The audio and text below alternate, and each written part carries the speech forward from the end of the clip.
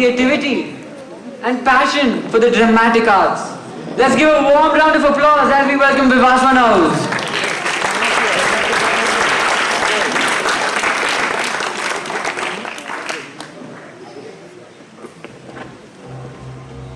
Good evening, one and all present here.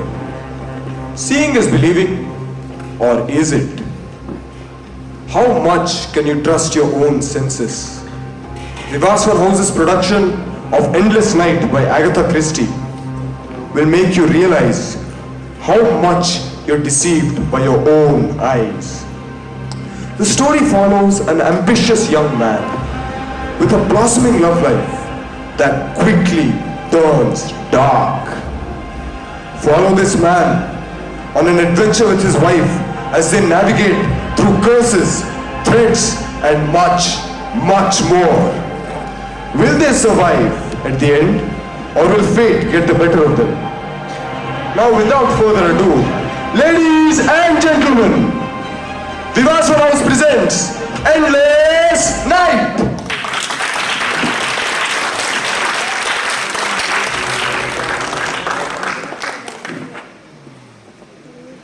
In the end is my beginning. That's a quotation I've often heard people say. It sounds alright, but what does it really mean? Is there ever any particular spot where one can put one's finger and say, perhaps my story began at such a place, at such a time, at such a day, with such an incident? Did my story begin when I noticed the sale bill hanging of sale by auction of that valuable property, the towers? Or perhaps my story began when I met Santonix. During the conversations I had with him, I could close my eyes and see his over-brilliant and flushed cheeks, his strong yet delicate arms, as they planned and sketched elevations of houses. Yes, perhaps I should begin there.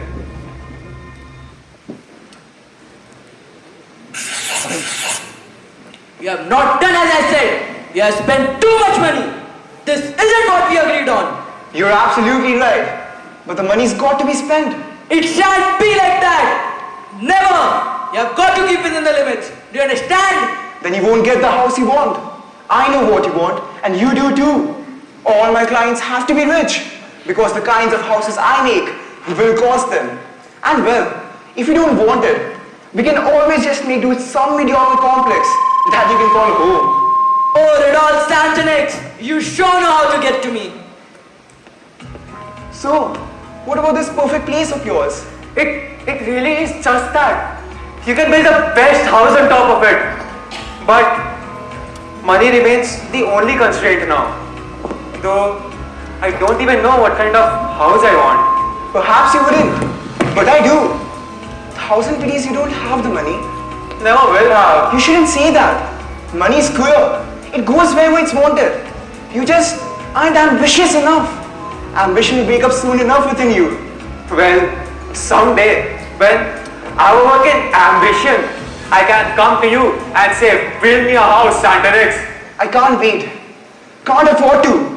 I've only a short time left now. One house, or maybe two.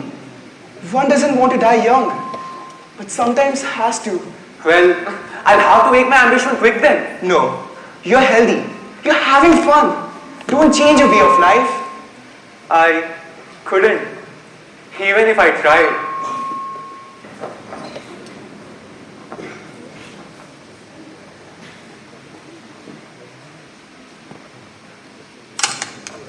Oh, sorry. I did not mean to startle you. I did not think there would be anyone over here. It's quite alright. I didn't think anyone would be here either. It's a lonely spot, isn't it? It's sort of scary place. The house being a ruin, the dark pale trees. Scary? This place? Aren't you a misguided one? Come with me. Let me show you the beauty of Gypsy's Acre.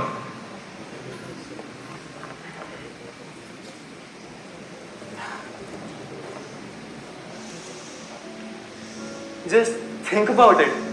Think about it like I do. My friend Santanix would come and cough up a good deal because he's dying of consumption or something. But he could do it. He really could. Build the most wonderful house. You don't know what his houses are like. He builds them for the rich people. And they have to want just the right thing. Not in the conventional sense though.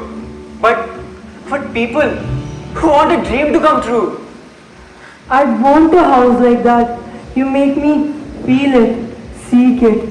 Yes, that would be a lovely place to live in. Everything one has ever dreamed of come true.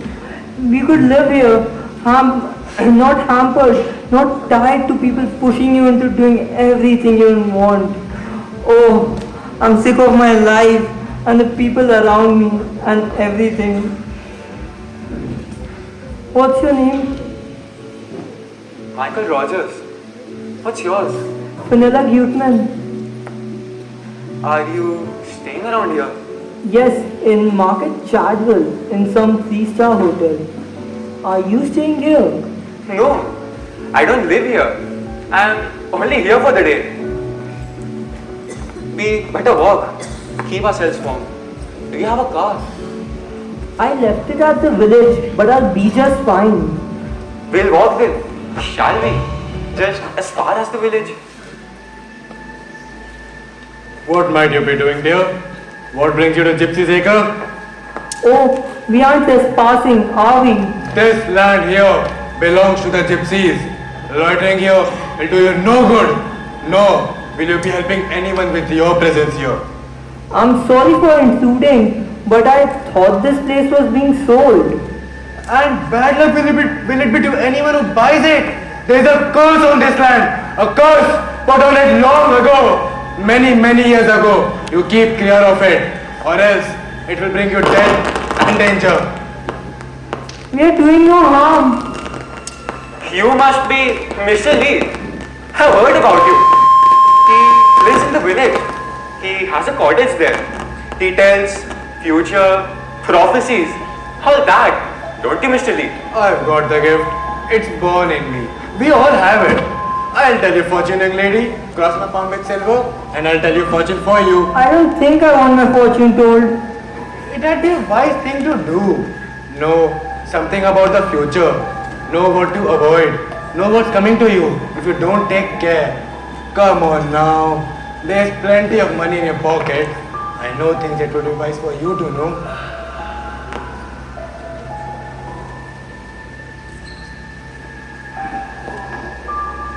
Ah, my pretty. That's right now. You hear what old Uncle Lee will tell you. What do I see now? I'd go away from here if I were you. Go and never come back. Yes, that's what I just told you. And it's true. I've seen it again in your palm. You've got a mania about that. The young lady is only here for a walk today. She has nothing to do with this place. I'm telling you, my pretty. I'm warning you. You can have a happy life if you don't come back to this place where there is a curse. Go back to where you are loved and taken care of and looked after. Remember that. Otherwise, I don't like it. I don't like what I saw in your hand. It's cruel. It's cruel what's going to happen. Vanilla, are you fine? What a frightening man. Don't pay attention to him. He's just crazy. A bit off his head. This place scares me a lot. It makes me think that all beauty comes at a cost. Everything good in life has to have a downside. Don't overthink it. You got a dream. You got to protect it.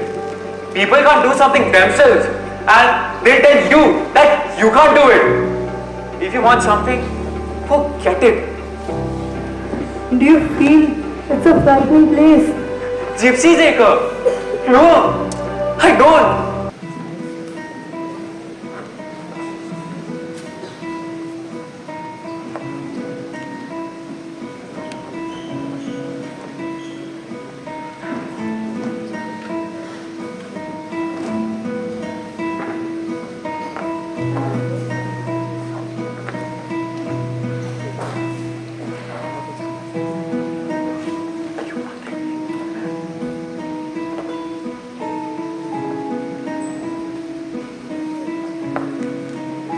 have met so many times now.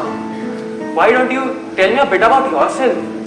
Maybe your family, friends, boyfriends.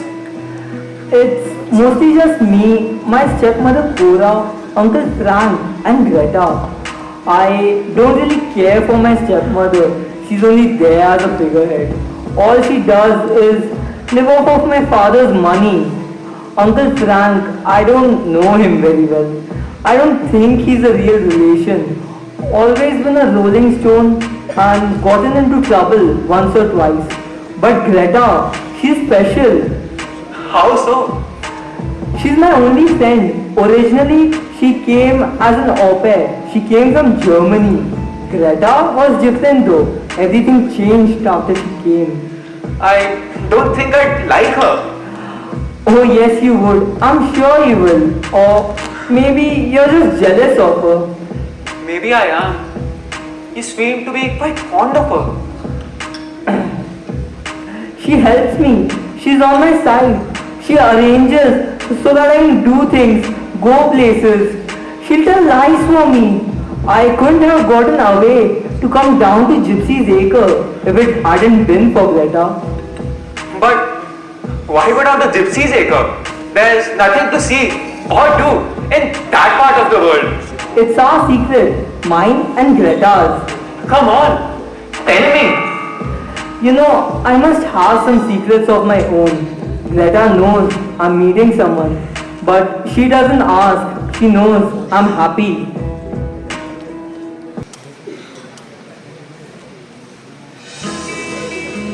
So, what do we do now?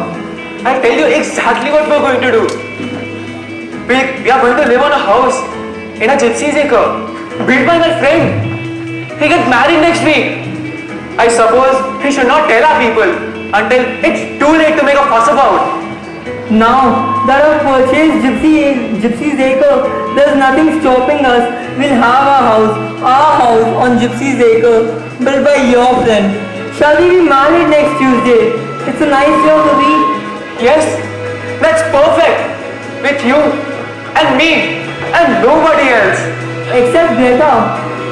To hell with Greta. She's not coming to our wedding. We can pull out the necessary witnesses off the streets if we want to. So, that was that. Ellie and I got married. It sounds abrupt putting it like that, but it really was just that. We desired and we did. But it's just a means to the beginning, not an end to a romantic novel or a fairy story. And thus they got married and lived happily ever afterwards. Looking back, I see what a wonderfully happy life it was. Those early days with Ellie. At the time, I took them for granted. And so did she.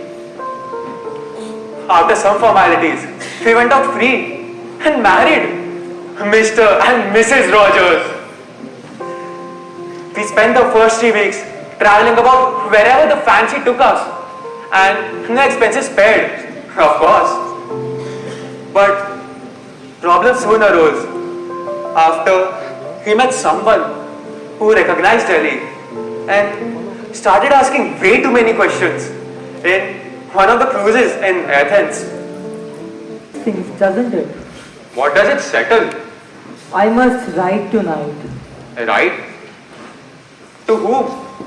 Oh, to Cora and to Uncle Frank and I suppose Uncle Andrew. Who's Uncle Andrew? He seems to be a new one. Andrew Lippincott, not really an uncle. He's my principal guardian or trustee or whatever you call it. He's a lawyer, a very well-known one. Well, and what are they going to say? Make a fuss, I expect. It doesn't really matter what they do, and they'll have enough sense to know that. We must have a meeting, I suppose. Looks like I'll have to prepare for a beatdown then.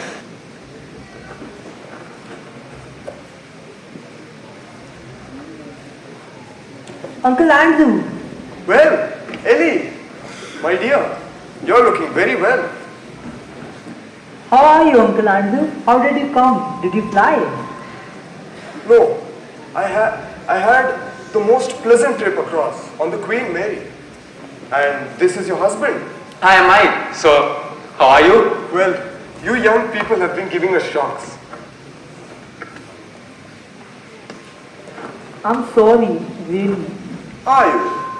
I thought it was the best way. I'm not altogether of your opinion there. It's my business to get married when and where. But you practiced a great deal of deception, helped by someone who should have known better than to do what she did. If you're speaking of Greta, she only did what I told her to do. Are you upset with her? Naturally, neither she nor you could expect anything else, could you? She was in a position of trust. I quite realized that Greta posted certain letters and gave certain information to both myself and to Mrs. Cora. And she was requested to do so by you. Say, Michael, have you met Greta Anderson? No, I haven't met Greta Anderson. Indeed. That seems rather surprising. Was she not present at your marriage? No, she wasn't there. Well, now that we've all met and come to terms, as might say for the future, I would like to have a short interview with this husband of yours. You can talk to us both. No, don't flare up, Dust. You're not a mother protecting a baby chicken. Uncle Andrew wants to size me up, and he's well within his rights.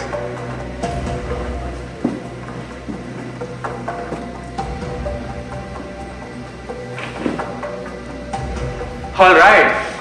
Shoot. Now, Michael, let me speak frankly. You are not the young man that I should have wished Ellie to marry. I should like her to marry someone of her own surroundings, of her own... At all. No, nothing like that. A similar background is to be desired as a basis for matrimony. After all, her grandfather, Herman Beautiful, started life as a dog hand. He ended up as one of the richest men of America. Well, for all you know, I might end up as the richest man of England.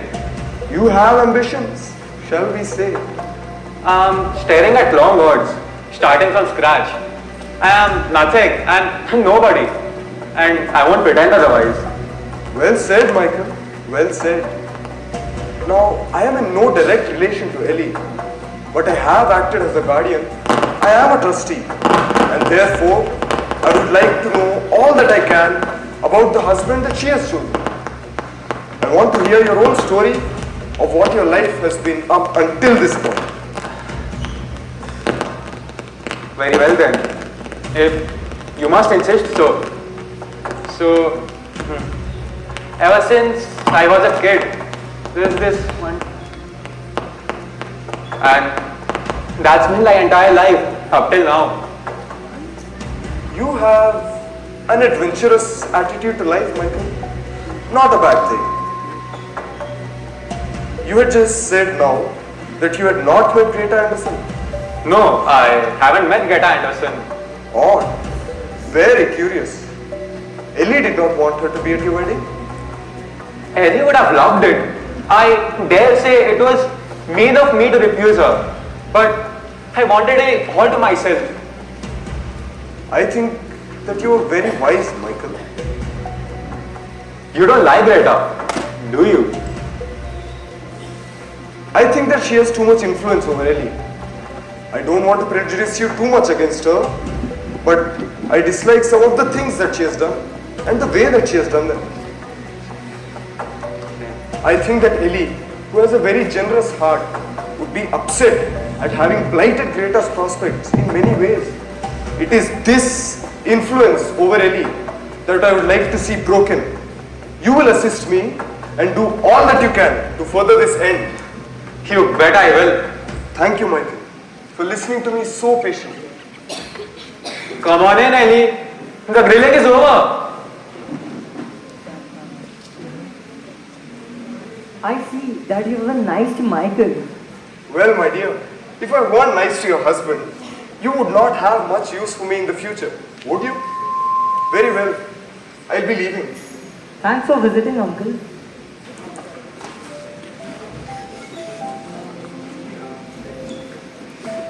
Like it? Like it? It's the tops. Yes. Best I've ever done. It cost you a mint of money and it's worth every penny. Don't talk about money now. This house, it's a dream come true. Be good to her, Mike. Take care of her. She can't take care of herself. She thinks she can. But why should any harm happen to me? Because it's a bad world and there are bad people in it. And some bad people are around you. Seen them down here. They come nosing around, sniffing around like the rats they are. They won't bother us. They'll have gone back to the States. I'd look after you myself, child. But I can't. It won't be long now. You'll have to fend for yourself. Oh, cut out the gypsies warning, Santanix. Take us around this house. Every inch of it. We haven't got a name for it. We can't call it the tower. That was a ridiculous name. What was the other name you once told me? Gypsy's Acre, wasn't it? We won't call it that. I don't like that name. It'll always be called that around here. There are a lot of silly, superstitious people. Michael, what do you think of the journey's end? I think Nirvana would sound more appropriate. Yes, journey's end's perfect. Coming back to our journey's end after a tiring day's work is just what you need. I don't know, Mike. Sounds too flimsy.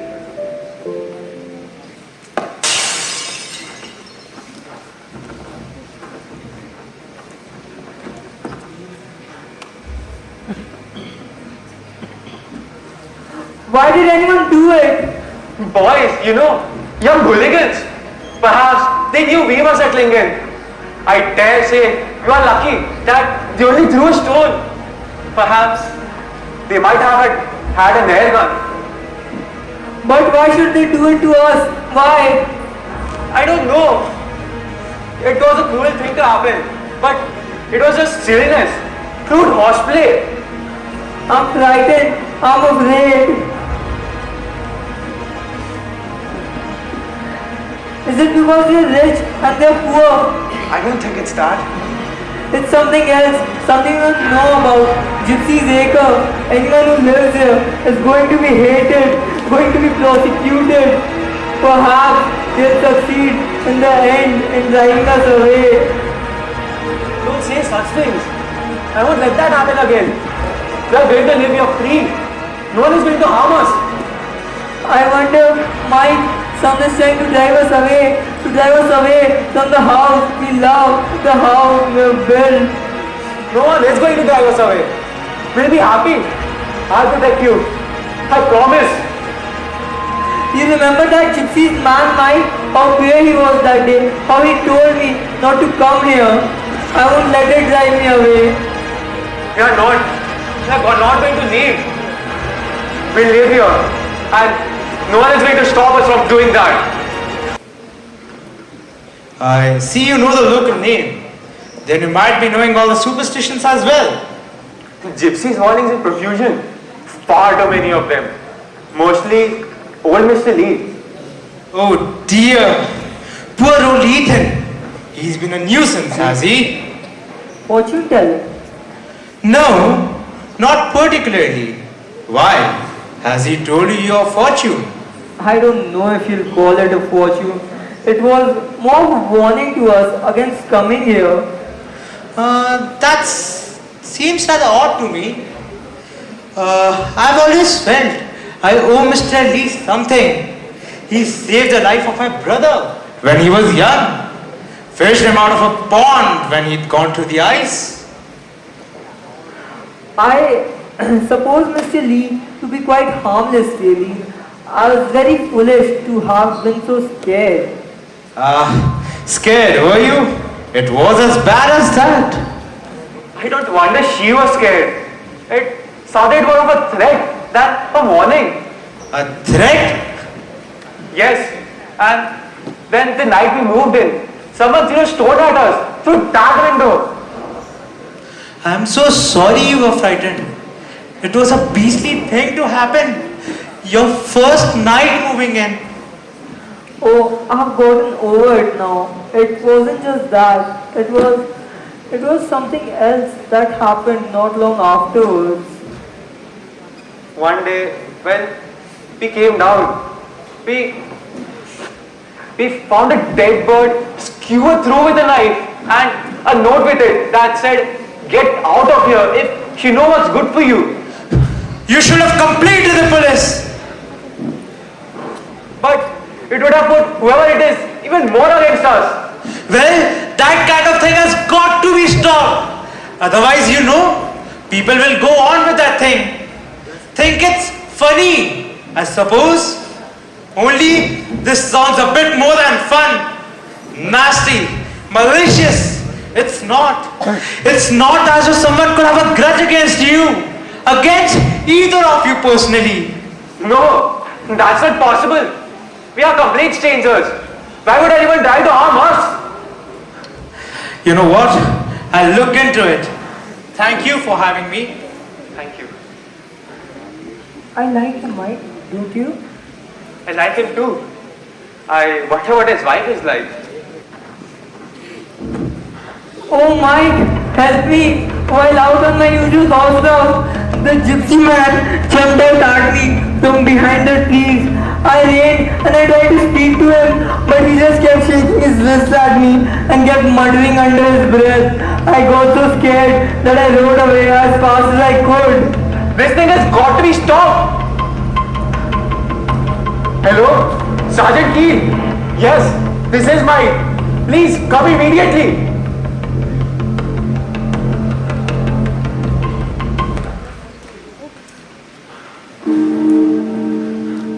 I'm sorry you had this trouble. He is a very old man and he may be getting tiresome. You've never had much real problem with him up to now. I will speak to him and tell him to lay off. If you would. I don't like to suggest things, but as far as you know, Mr. Rogers, is there anyone around here who might perhaps have it in for you or your wife? No, that's not possible. We just moved in. Why would anyone there be against us? Well, old Mr. Lee has been flush of money lately. I don't know where it's coming from. What are you suggesting?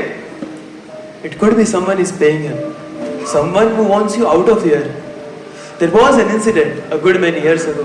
He took money from someone in the village to frighten a neighbor away. He got a warning then, and as far as I know, he's not tried it on since. But it could be like that. He is fond of money, and they do a lot for money. But why would they try to harm us?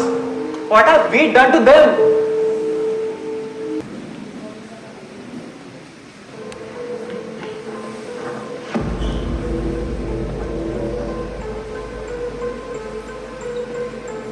Oh, it's this new scientifics. Where have you sprung from? We haven't heard from you since ages.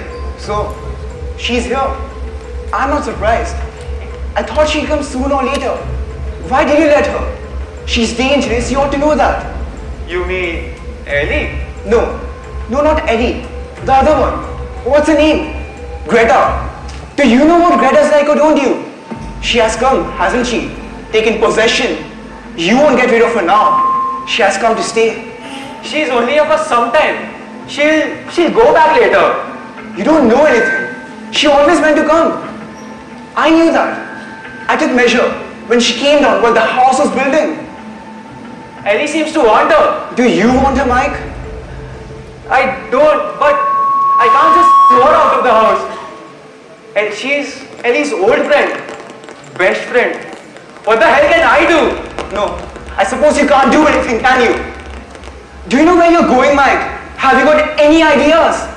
Sometimes I don't think you know anything at all. Of course I know.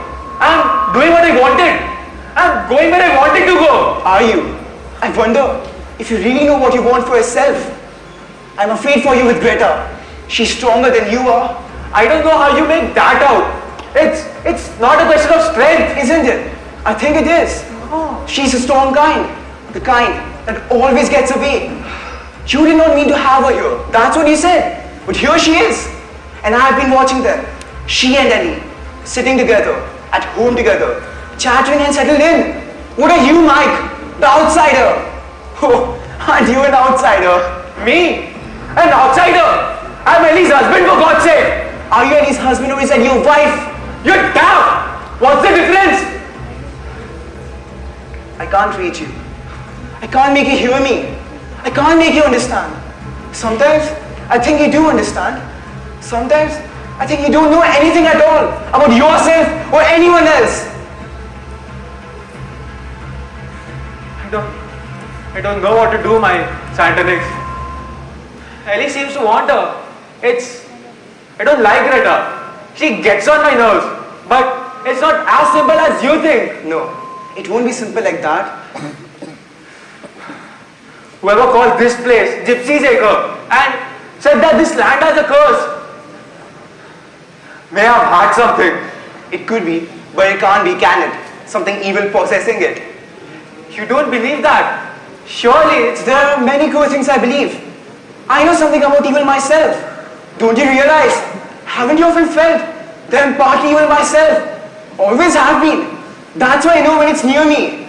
I want the house I will purge of evil. You understand that? You understand that it matters to me, Mike? Why don't you come and meet us at George at Bartington?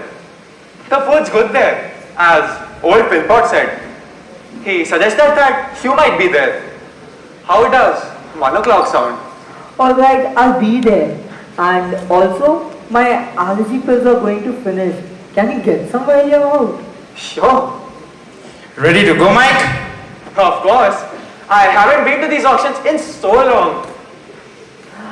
Take good care of him and also don't let him spend too much money. He gets really carried away in these. He does. Well, you seem to have enjoyed yourself all right. Wanna come back this afternoon? No, not really. There is not much left of my interest over there. No? I didn't think you'd be interested. Oh, we'd better be getting along. Is Ellie meeting us at George? Yes, she is. Hope that George puts on a good food. I am hungry. Yes, me too. Will you be coming to your table soon, Mr. Rogers? There's one on the way. My wife will be over here in some time. Is that fine? I wonder if she's forgotten about it. Perhaps you'd better ring up. Yes, I think that would be better. Hello, Miss Carson. Is Ellie home? Oh, it's you, Mr. Rogers. Mrs. Rogers hasn't come home yet? Home? Home from where? She hasn't come back from her ride yet. But that was after breakfast. She could not have been riding the entire time. She didn't say anything different. I was expecting her back. Then why did you call and let me know sooner? Well, I wouldn't know where to get at you. You see, I didn't know where you had gone. We'd better go. We might find something over there. Oh God! No! I can't! I can't! We'll get a doctor. Sure, he's the nearest. But I don't think it's of any use, Mike. You mean she's dead? Yes, it's no good pretending anything else. Oh God! God, Ellie! She's been dead at least for 3 or 4 hours now.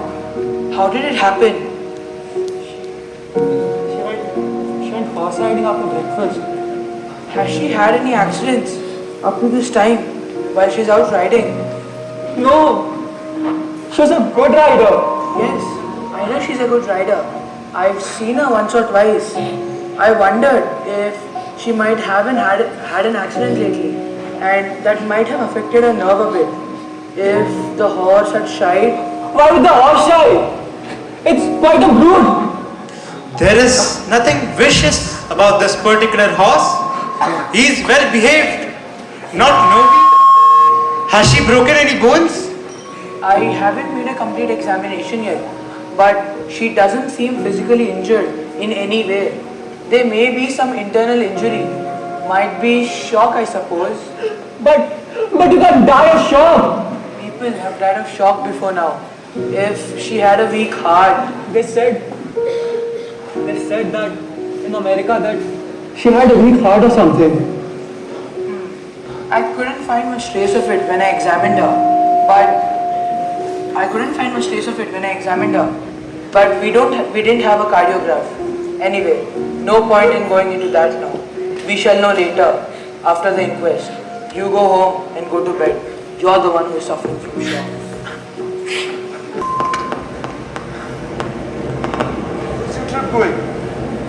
I would rather not talk about it. It felt as if I was a stranger in an alien atmosphere. I felt as though I had to be wary of what I said and what I did. The Ellie that was always there for me, that had peculiarly belonged to me. She's not there anymore. I see. And you're going to take up your residence where? Gypsy's Acre. Ah, Gypsy's Acre. You propose to live there? I thought that you might have put it up on the market for sale. No, I didn't. Is anyone tending to it while you're away in the States? Yes, Greta Anderson. She called in after Ellie died. Ah, yes. Greta. She has done a lot for me. After Ellie died, she came and took care of everything. I don't know what I would have done without her. I'd like you to understand that. Quite so. Quite so. So, you see, I do owe her a lot. A very competent girl. Thank you, Mr. Lippenthorpe. You have done a lot for me. You have nothing to thank me for. I have also written you a short letter which I have sent via airmail to Gypsy's Acre. If you are travelling by sea, you will find it once you reach there. Very well. Bon voyage. I ought to meet Santa next before I reach home. Come on, Santa next. Get up. Please don't disturb him. His situation is critical. In this fatal situation, he must not be disturbed. He might or might not recover consciousness. You damn fool! Why did you go the other way? The same old pine trees. That curling, dangerous road that led up to Gypsy's Acre. My house. The only two things I've ever wanted. A beautiful house and a wonderful woman along with it. And now, finally, I'm going to be with her. Good memories. This is the exact same spot where I first met Ellie. Ellie? Ellie, is that you? Oh God, Ellie, I'm so sorry.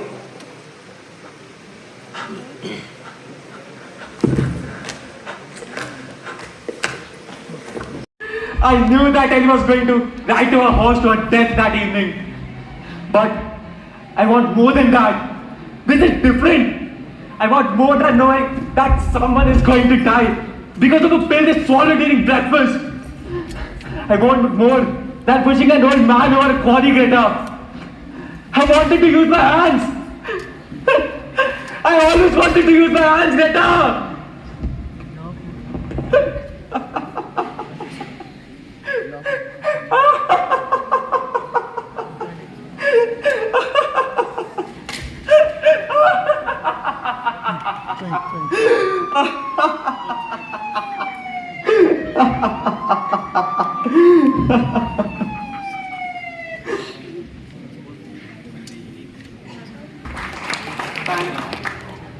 That was that.